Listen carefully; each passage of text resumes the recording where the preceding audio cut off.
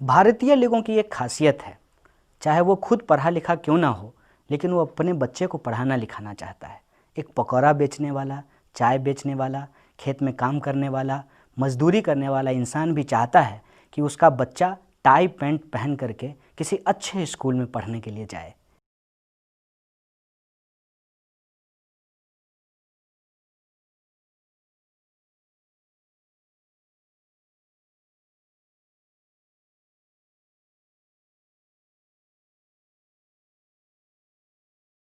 दोस्तों, तेरी मेरी सबकी बात में एक बार फिर से आपका स्वागत है। और आज हम शिक्षा की बात करेंगे। सवाल यह उठता है कि शिक्षा की बात करने की ज़रूरत क्यों है। एक वाकया मुझे याद आ रहा है।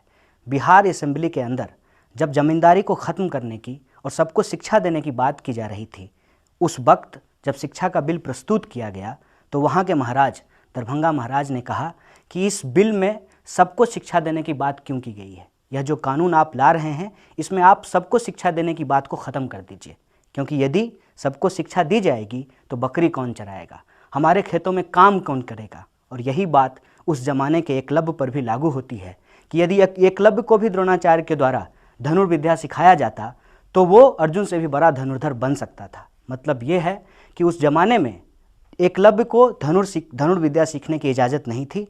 अर्जुन को धनुष सीखने का अधिकार था, लेकिन एकलव्य ने अपने तरीके से धनुष चलाना सीख लिया तो द्रोणाचार्य ने दक्षिणा में एकलव्य का अंगूठा मांग लिया। आज भी हमारे देश में जो शिक्षा की हालत है वह उससे बहुत अलग नहीं है। सबसे पहली बात यह है कि आप जब भी किसी स्कूल के बाहर जाएंगे तो अक्सर आपको एक पंक्ति लिखा हुआ मिलता है। उसमें लिखा रहता है, शिक्षार्थ आइए, सेवार्थ जाइए। ऐसा लगता है कि यह स्कूल सबके लिए खुला हुआ है, हर कोई यहाँ आ सकता है, सबको पढ़ाना सरकार की जिम्मेवारी है और पढ़ने के बाद सबको बाहर नौकरी मिलेगी, सबको रोजगार मिलेगा। ऐसा उस लाइन को पढ़ करके महसूस होता है। क्या हकीकत में ऐसा होता है? क्या सचमुच हमारे देश में सबके लिए शिक्षा लेना आसान है? क्या सबके लिए नामांकन प्रक्रिया आसान है? क्या इस देश में तमाम तबके के लोग, चाहे वो अमीर हों या गरीब हों, उनको एक तरह की शिक्षा दी जाएगी? उस ज़माने में जब ये कहा जा रहा है वन नेशन वन टैक्स, तो क्या one nation one education system की बात हो रही है? इन सवालों पे गौर करने की ज़रूरत है। इस देश में 6.5 करोड़ ऐसे बच्चे हैं जिनकी उम्र 6 वर्ष से लेकर के 17 वर्ष के बीच है, जो आज तक किसी स्कूल में नामांकन ले ही नहीं पाए हैं। उनका दाखिला लेने के लिए कोई विद्यालय नहीं बना है। सवाल यह बनता है कि जब पढ़ेगा नहीं इंडिया तो कैसे बढ़ेगा इंडिया? कि अभी हाल में प्रधानमंत्री जी ने एक बयान दिया है कि स्वरोजगार ज़्यादा महत्वपूर्ण है, पकौड़ा बेचना भी एक काम है और लोगों को पकौड़ा बेचना चाहिए। इसके साथ महीने में कमाई आपकी कितनी हो जाती है? समझिए कैसे रोजी रोटी चल जाता है दाल रोटी। और उनके डिफेंस में उनके बड़े बड़े मंत्री और राज्यपाल कह रहे हैं कि पकौड़ा बेच करके भी इंसान बहुत बड़ा बन सकता है, बहुत धनवान बन सकता है। अंबानी जी का उदाहरण दिया जा रहा है और फेसबुक के मालिक का उदाहरण दिया जा रहा है। इसीलिए जितने तरीके की सरकारी योजनाएं लागू की गई हैं उसमें कहीं भी शिक्षा की बात नहीं की गई है। न्यू इंडिया के कॉन्सेप्ट में एजुकेटेड इंडिया की बात नहीं की जा रही है। और इसका नतीजा ये है कि भारत के अंदर शिक्षा प्राप्त करना, एडमिशन लेना, स्कूल में अपनी पढ़ाई को पूरा करना और पढ़ करके परीक्षा पास करना, परीक्षा पास करने के बाद अपनी योग्यता के हिसाब से नौकरी प्राप्त करना, ऐसा हो गया है जैसे मंगल ग्रह पर पहुंचना। क्या इस देश में सभी नागरिकों के बच्चों के लिए शिक्षा प्राप्त करना आसान है? बिल्कुल भी नहीं। अगर ऐसा होता तो एडमिशन की प्रक्रिया शुरू होने के बाद स्कूल के बाहर बड़ी बड़ी लाइनें नहीं लगती। और ये लाइन विद्यार्थियों का नहीं, उनके अभिभावकों का है। बच्चों के पिताजी और माताजी का इंटरव्यू लिया जा रहा है। और कई बार गरीब के बच्चों का एडमिशन इसलिए नहीं लिया जाता है कि यह आर्गूमेंट दिया जाता है स्कूल प्रशासन के द्वारा कि आपके बच्चे झोपड़पट्टी में रहते हैं, ये यदि हमारे स्कूल में आएंगे तो इनसे यहाँ का माहौल ख़राब हो जाएगा। बच्चे ऐसे शब्द बोलने लगेंगे जिन शब्दों से उनकी पर्सनालिटी पे बुरा असर पड़ेगा। इसीलिए यह जानने के लिए आप किस लोकेलिटी में रहते हैं, आप कितना पैसा कमाते हैं, आपका इंटरव्यू लेना ज़रूरी है। ये अद्भुत बात है। ये अद्भुत बात है कि नाव को पानी में नहीं, रेत में चलाने की कोशिश की जा रही है। यहाँ बच्चों को पढ़ाने और सिखाने की बात नहीं हो रही है। स्कूल चाहता है कि ऐसे बच्चे हों जो पहले से ही सीखे सिखाए हों। और ऐसे सीखे सिखाए बच्चों को पढ़ाने के नाम पे उनको क्या दिया जाता है? उनको दिया ये जाता है कि टीचर की क्वालिटी, स्कूल की क्वालिटी, एजुकेशन की क्वालिटी और सिलेबस में क्या उनको पढ़ाया जाएगा, इस पे विमर्श नहीं होता है। विमर्श ये होता है कि एक्स्ट्रा करिकुलम एक्टिविटी के नाम पे हम आपको हॉर्स राइडिंग सिखाएंगे, आपको स्विमिंग सिखाएंगे और आपको जो है दुनिया का भ्रमण कराएंगे। एजुकेशन का मतलब सिर्फ ये नहीं होता है। एजुकेशन का मतलब ये होता है कि बच्चों के अंदर साइंटिफिक टेम्पर कैसे डेवलप होगा। एक वाकया मुझे याद आ रहा है कि चंद्रग्रहण आसमान में लगता है और चंद्रग्रहण क्यों होता है ये पढ़ाना स्कूल का काम है, लेकिन आज चंद्रग्रहण क्यों होता है ये पढ़ाना स्कूल का काम नहीं है। उल्टे इस देश के शिक्षा मंत्री के द्वारा यह कहा जा रहा है कि डार्विन का सिद्धांत गलत है और डार्विन ने कहा कि बंदर से आदमी होने की जो बात है वो गलत है। दरअसल उनको ये कहना चाहिए था कि हम आदमी से बंदर होते जा रहे हैं। और इसका उदाहरण आपको कई बार दिखता होगा, जब आप रात को टीवी खोलते होंगे तो कुछ एंकर आपको माइक लेकर के उछल कूद करते हुए नजर आते हैं। उनकी ये चिंता कभी नहीं होती है कि वो शिक्षा पे बात करें, हालांकि वह भी लाइन में लगते हैं। जब उनको अपने बच्चों के एडमिशन की बारी आती है उनका भी इंटरव्यू लिया जाता है। इस देश के जो बड़े बड़े प्रोफेसर हैं उनको भी इस बात की चिंता होती है कि उनके बच्चों का एडमिशन कैसे होगा, लेकिन फिर भी इस देश में एजुकेशन पे बात नहीं होती है। इसीलिए बजट का एक बड़ा हिस्सा किताब खरीदने में नहीं, टैंक खरीदने में खर्च किया जाता है। और मैं समझता हूँ कि पड़ोसी से यदि आगे निकलना है तो कार खरीद करके आप आगे नहीं निकल सकते हैं, अपने बच्चों को शिक्षा दे करके आप आगे निकल सकते हैं। लेकिन यह बात इस देश के हुक्मरानों को समझ में नहीं आ रही। आखिर समझ में भी कैसे आए जब ये हुक्मरान यह कहते हों कि किसानों को अपना फसल बचाने के लिए खेत में बैठ करके हनुमान चालीसा पढ़ना चाहिए। इस प्राकृतिक आपदा से बचने के लिए एकमात्र उपाय है हनुमान चालीसा। तो उनको यह बात समझ में नहीं आएगी कि फसल को कीट से बचाने के लिए कीटनाशक का इस्तेमाल करने की ज़रूरत है, ना कि हनुमान चालीसा पढ़ने की। एक तरफ सरकार कहती है कि हमको डिजिटल इंडिया बनाना है, लेकिन स्कूल को डिजिटल करने के लिए उस स्कूल में पहले बिजली का होना ज़रूरी है। लेकिन पता नहीं यह कौन सी अद्भुत टेक्नोलॉजी है, जब इस देश के 40% विद्यालयों में बिजली ही नहीं है तो फिर उस स्कूल को डिजिटल कैसे बनाया जाएगा।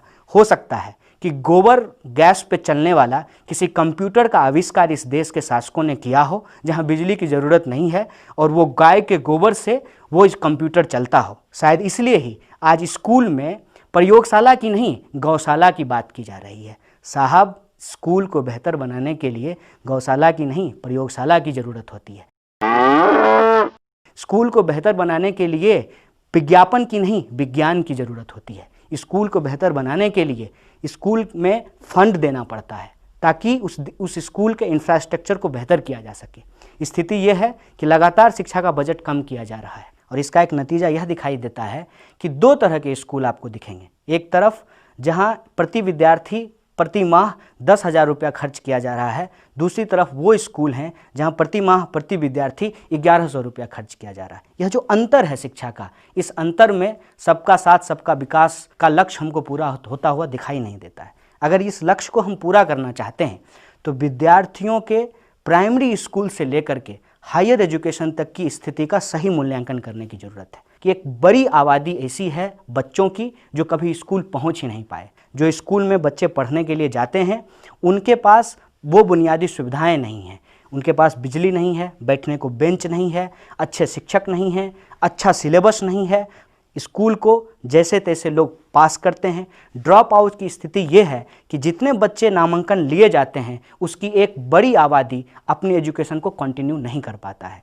जो लोग हाई स्कूल से हायर एजुकेशन में जाते हैं उनकी संख्या बेहद कम है और हायर एजुकेशन की हालत यह है कि तमाम तरीके के जो रिसर्च प्रोजेक्ट हैं उस रिसर्च प्रोजेक्ट को बंद कर दिया गया है। अभी कुछ दिन पहले यूजीसी के अंतर्गत यह प्रावधान लाने की कोशिश की गई कि इस देश के शोधार्थियों को जो फेलोशिप दिया जा रहा है उस फेलोशिप को बंद कर दिया जाएगा। कितनी अजीब बात है। एक तरफ स्कूल बंद हो रहे हैं, विभिन्न राज्य की सरकारों ने यह फैसला लिया है कि हजारों प्राथमिक स्कूल को बंद कर दिया जाएगा।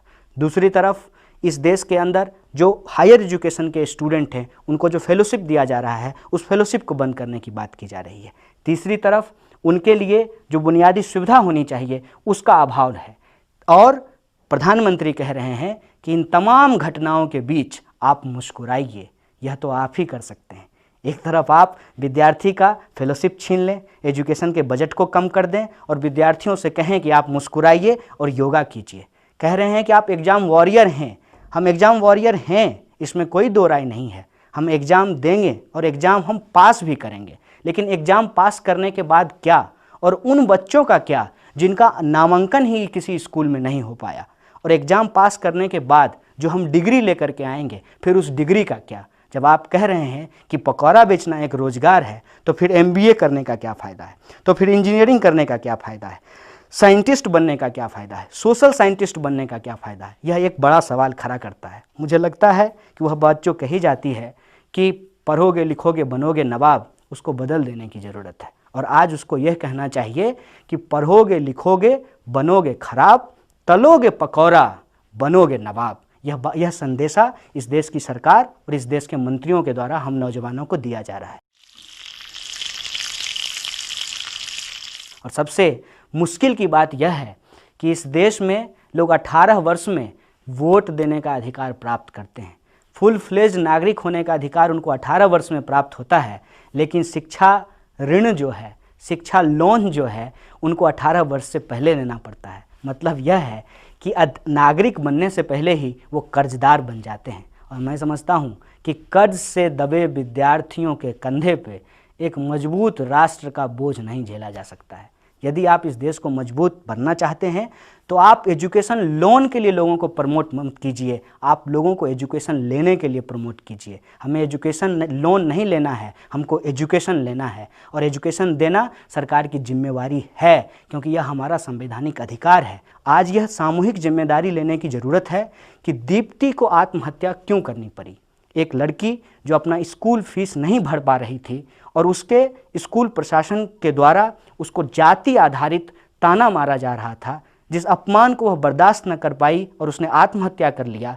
इस दीप्ति की हत्या का जवाब हमारे जनरेशन के लोगों को ढूंढना पड़ेगा।